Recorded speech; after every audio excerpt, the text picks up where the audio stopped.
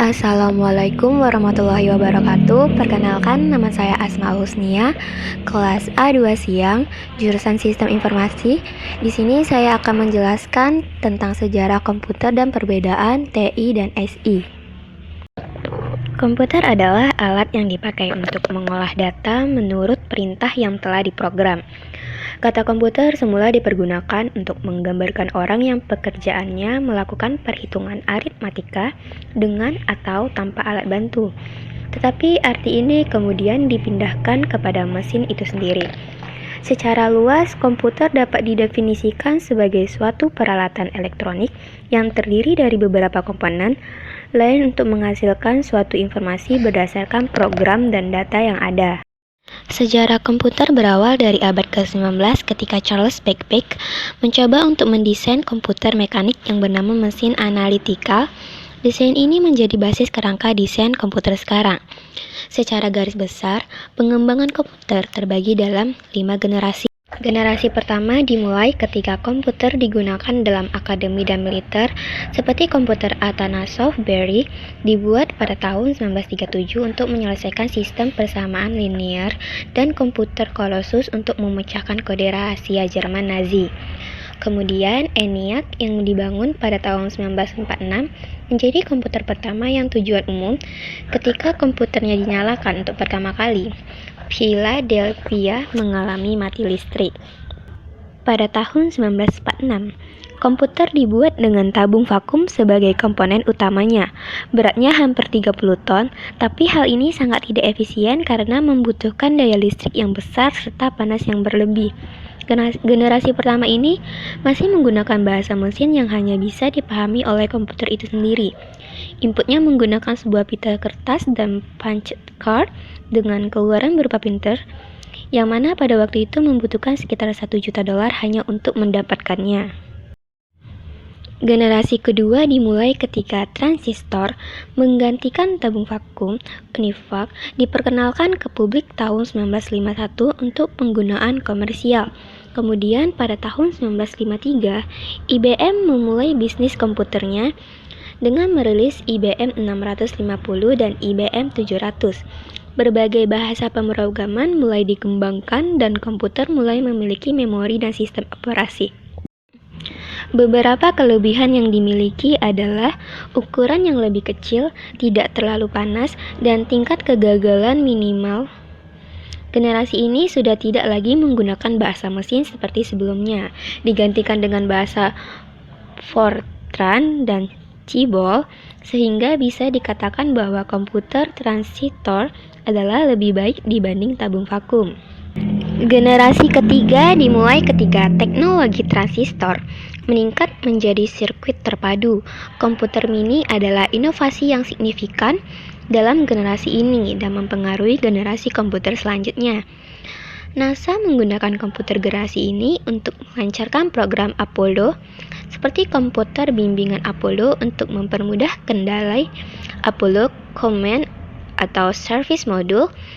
Digital Equipment Corporation menjadi perusahaan komputer nomor 2 di belakang IBM dengan komputer PDP dan Fox-nya.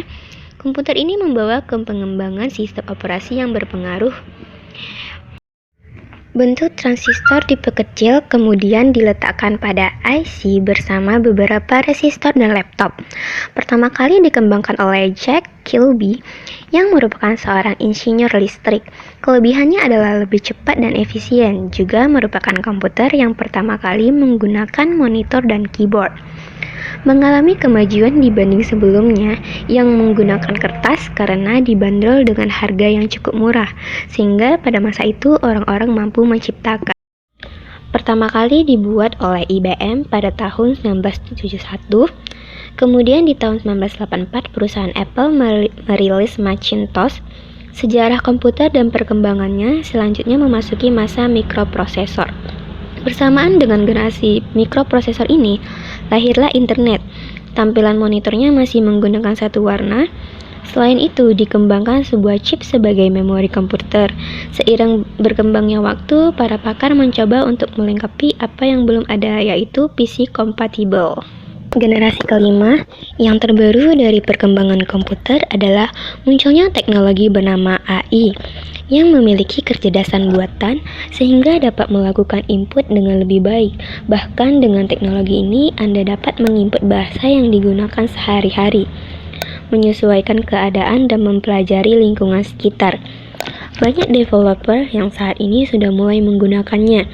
Disebut sebagai komputer masa depan, dikembangkannya Intel dan Microsoft yang diprakarsai oleh Bill Gates yang merupakan pionir dari standar hardware dan software di seluruh dunia. Ditandai dengan munculnya smartphone, tablet, notebook, dan masih banyak lagi. Juga LSI, Large Scale Integration, yang memadatkan ribuan mikroprosesor. Yang paling terbaru adalah Pentium 4 yang dikeluarkan oleh Intel Corporation. Walaupun komputer generasi ini memiliki bentuk yang kecil dan sederhana, tetapi memiliki kecepatan dan kecanggihan yang tidak perlu diragukan.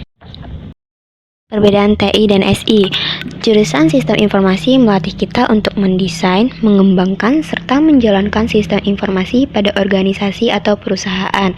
Walaupun tetap berfokus pada pemrograman komputer, tetapi peruntukannya lebih kepada bisnis perusahaan. Jadi, ilmu komputer yang kita pelajari berkaitan dengan pengembangan sistem manajemen perusahaan. Singkatnya, cakupan bidang ini adalah ekonomi manajemen, bisnis, dengan ilmu komputer sebagai landasannya. Nantinya, aplikasi yang kamu desain harus memberikan manfaat besar bagi keperluan bisnis perusahaan. Jurusan Teknik Informatika cocok untuk kita yang ingin memperdalam skill tentang komputer murni. Pada jurusan ini, kamu akan banyak berhubungan dengan keilmuan computer science serta software engineering.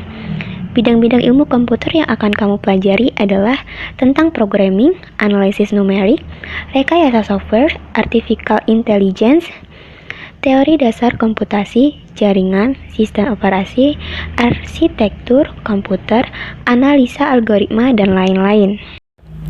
Sekian video dari saya. Jika ada kekurangan dan kesalahan, saya mohon maaf. Waalaikumsalam warahmatullahi wabarakatuh.